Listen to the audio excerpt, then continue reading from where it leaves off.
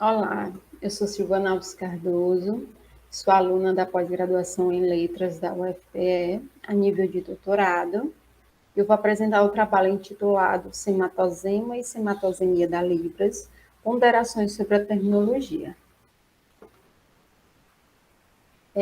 A origem deste trabalho, na verdade, ele é um recorte, né, de um estudo maior desenvolvido no mestrado, sob a orientação do professor Vicente Macipe Viciano, um estudo denominado a Dimensão Significante da Libras, Observações Terminológicas, em que eu fiz um levantamento de várias propostas terminológicas, propostas de substituição dos termos fonema e fonologia, que são constantemente e naturalmente empregados nos estudos das línguas de sinais, né? Então, trazendo um pouco sobre o contexto linguístico das duas línguas, sabemos que o português é vista como uma língua oral auditiva, majoritariamente, e a Libras como uma língua visoespacial, também majoritariamente, né? Ambas são línguas naturais, né? Partilham de universais linguísticos, por exemplo, as duas variam, as duas são organizadas em unidades menores, né? E por essa aproximação é que os termos fonema e fonologia são constantemente empregados nos estudos das línguas de sinais, né? Vale destacar que esta discussão sobre usar ou não usar esses dois termos, de alguma forma ela já é superada em outros países, né, fora do Brasil, e também aqui no Brasil, por duas questões. Primeiro, a primeira justificativa é que para que novos termos para se denominar o mesmo fenômeno?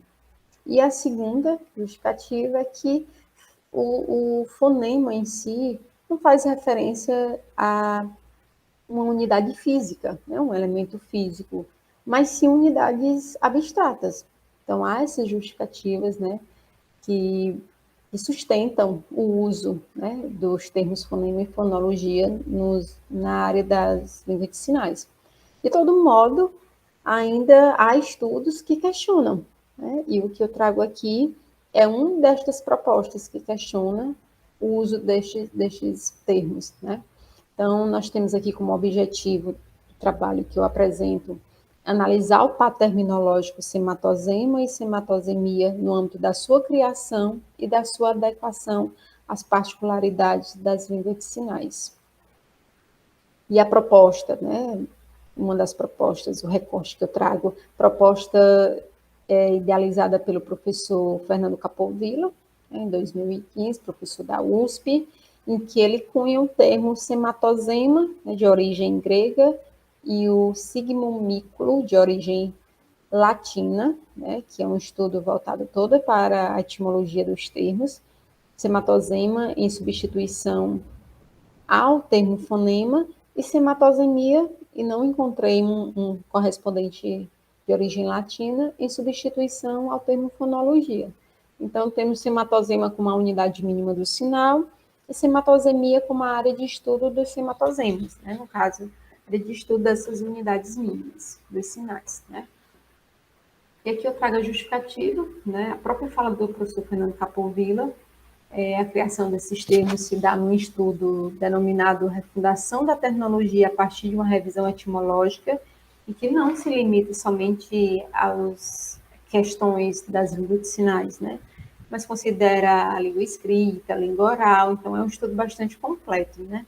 A Povilla diz o seguinte: a refundação da nomenclatura da área é feita com base numa revisão etimológica da terminologia, que substitui termos ilegítimos, ad hoc, arbitrários, imprecisos e pouco recombinativos, além de frequentemente híbridos, por termos legítimos, precisos, derivados de uma matriz em que cada célula resulta da combinação regrada entre unidades mínimas que descrevem cada fenômeno da linguagem, em termos de modo como é emitido, né, se é pela fala, pela escrita, pelo sinal, do modo como é recebido, se é pela audição, pela visão, pelo tato, e também na relação do emissor, né, da mensagem, se é um orador, se é um escritor, se é um sinalizador, e o receptor, né, se é um vidente, se é um um ouvinte, se é um vidente.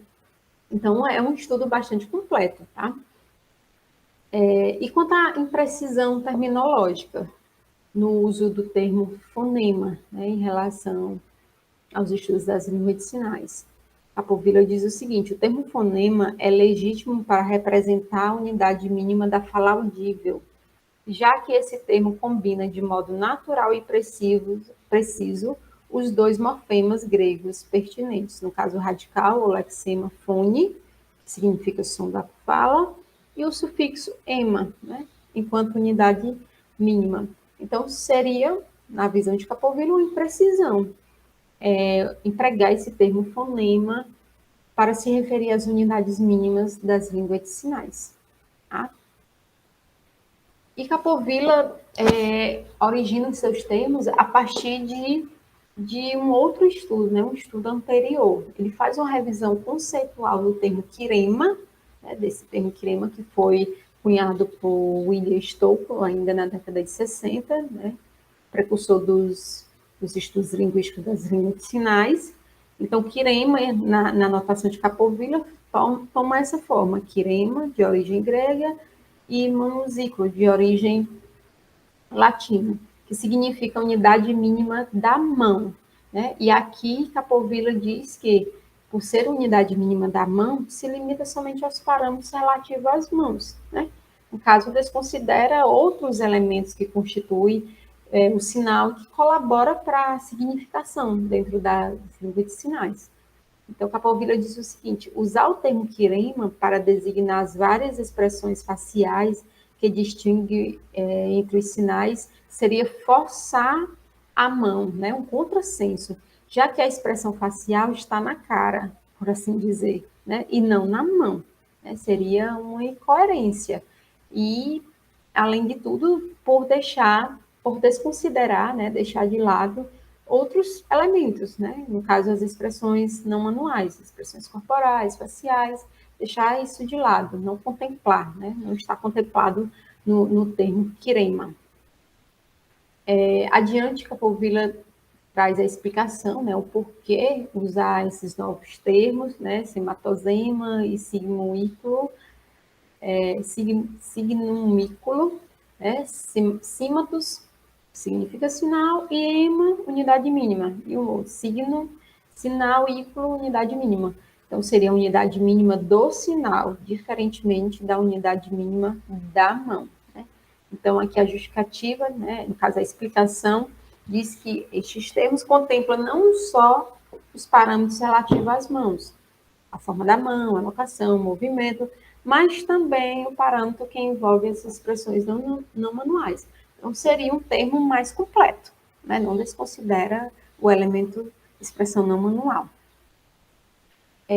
Mas há uma observação importante de Capovilla, uma complementação, né, que ele diz o seguinte, que o termo quirema ele pode ser adotado, né, de modo que precise passar por uma reformulação, né, no sentido de haver um desdobramento desse termo.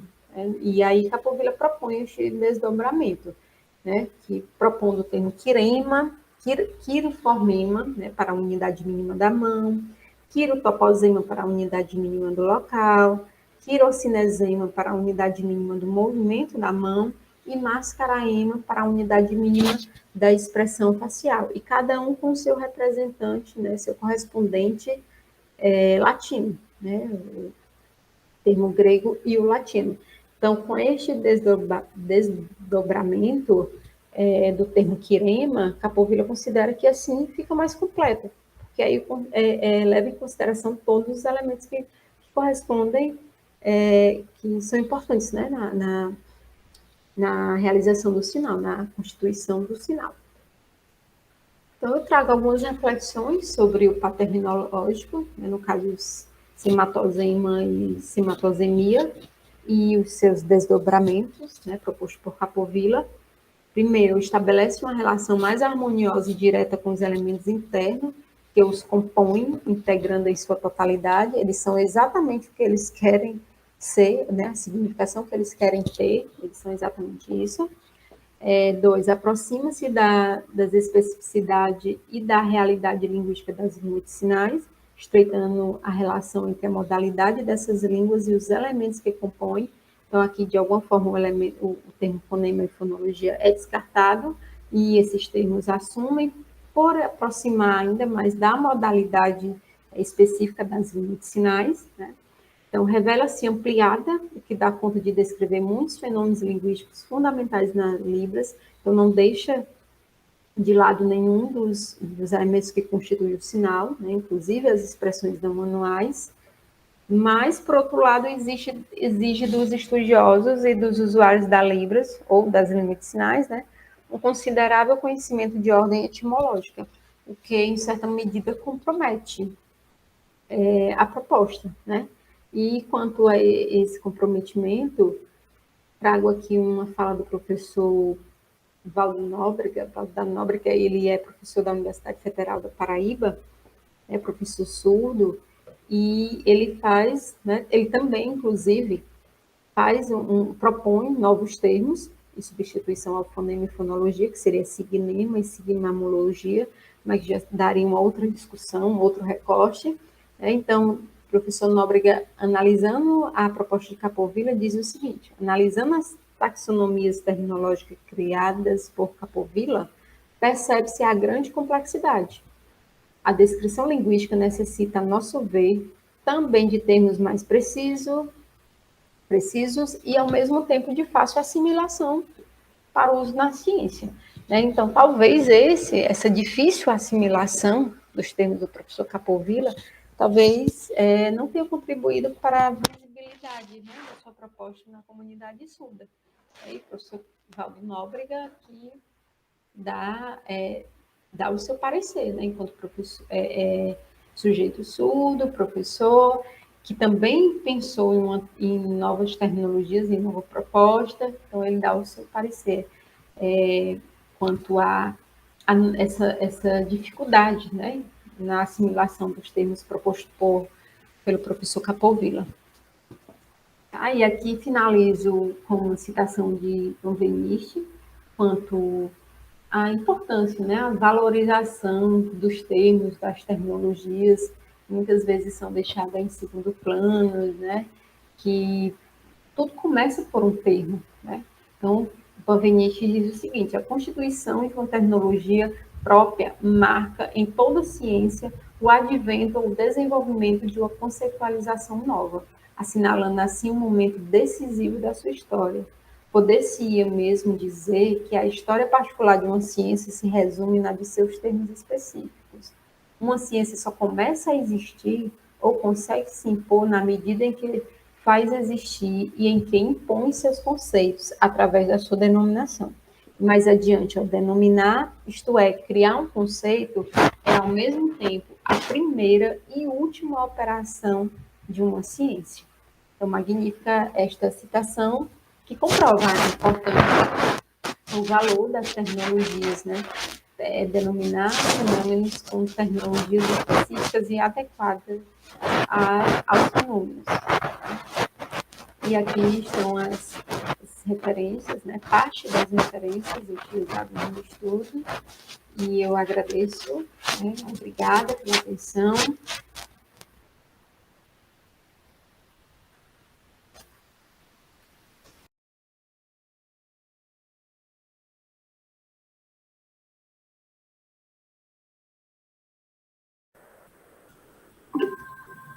Primeiramente, né, boa tarde a todos e a todas, ou bom dia, depende aí do horário que o vídeo vai ser exibido.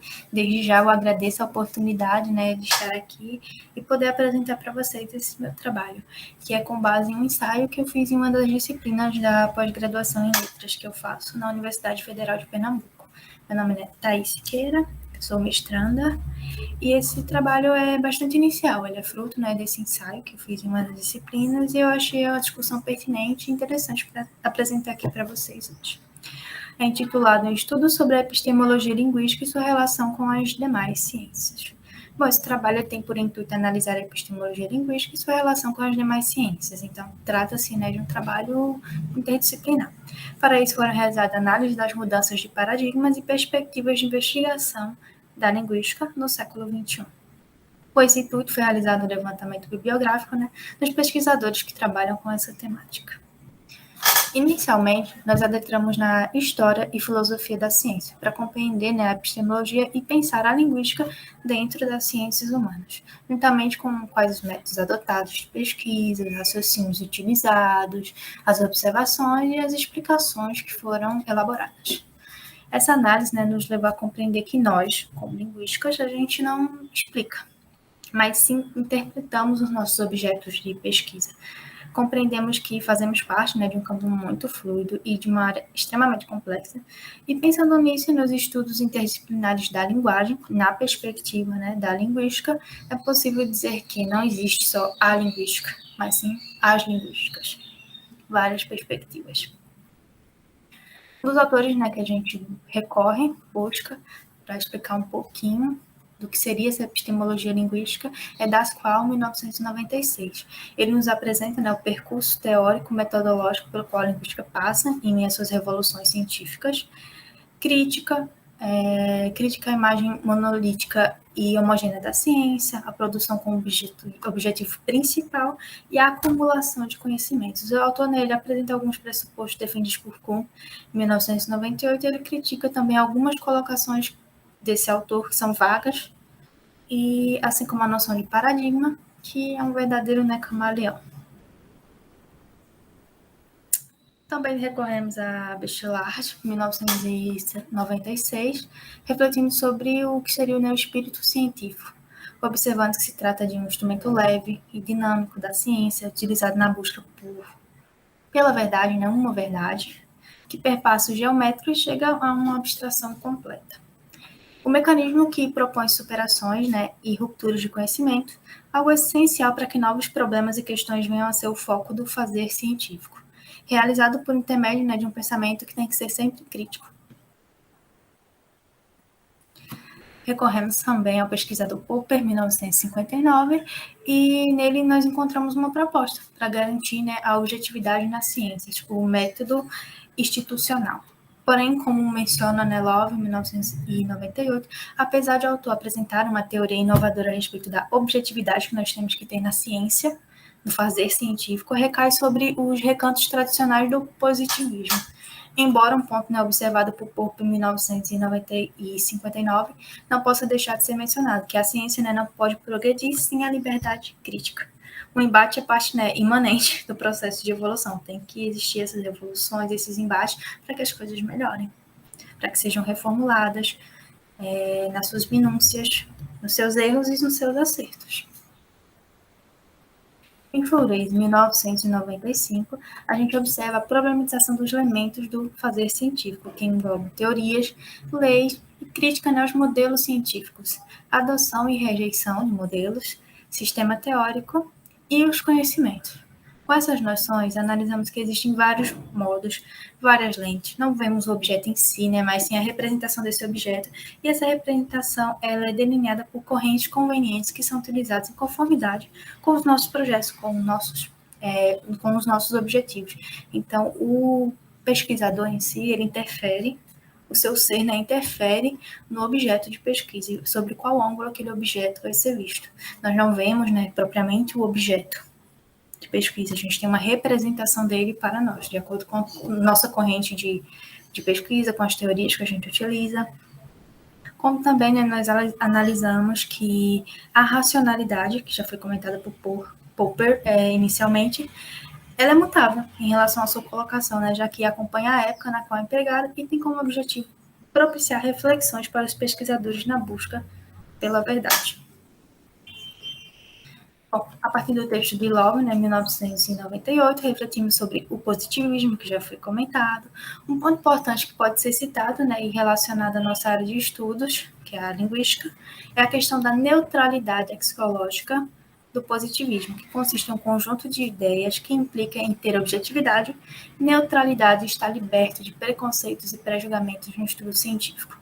partindo do pressuposto da investigação das ciências naturais. Como nós sabemos, né, inicialmente, as ciências humanas, né, nem eram vistas assim pela sociedade científica como uma ciência. Tanto que os primeiros modelos e tudo mais sempre buscavam se espelhar nas ciências naturais, né, para se dizer como ciência, se fazer como ciência. Realizando uma crítica a esse conjunto, né, de ideias defendido pelo positivismo, podemos afirmar que essa neutralidade absoluta é impossível. Possível o pesquisador, né, não se envolver dentro do seu objeto de pesquisa, tanto que é uma representação esse objeto de pesquisa. Então, não existe essa neutralidade axiológica absoluta. Pois o ser humano é influenciado, né, pelo seu entorno e toda opção que realizamos, seja como cidadãos ou na função de pesquisadores, vai ser subjetiva. Isso é basilar. Bom, em suma, né, levando em considerações os textos mencionados, entre outros que foram analisados, e não vou trazer aqui devido ao tempo, que é limitado, mas fica aí, né, um gás para essa discussão. Podemos afirmar que a gente com esses textos, né, com essas pequenas análises, a gente adentra na epistemologia da ciência e caminhamos até a epistemologia linguística, a partir do diálogo estabelecido entre os textos que foram citados. E é plausível também dizer que essa análise, ao abordar diferentes perspectivas e pontos de partida, cumpriu com o seu objetivo de mostrar que não só na linguística, mas em diversas outras áreas do conhecimento científico, não existe uma teoria melhor do que a outra, mas sim posições diferentes, objetos vistos e construídos por abordagens diversas, olhares plurais, revoluções que movem, né, a linguística, que são imanente à linguística, e que perpassam embates que também são imanentes à sua construção, sua epistemologia. Então, pessoal, é isso. Essas são as nossas referências, alguns textos que não chegaram a ser citados, mas devido ao tempo, eu vou deixar para outro momento. Desde já agradeço a oportunidade, e é isso.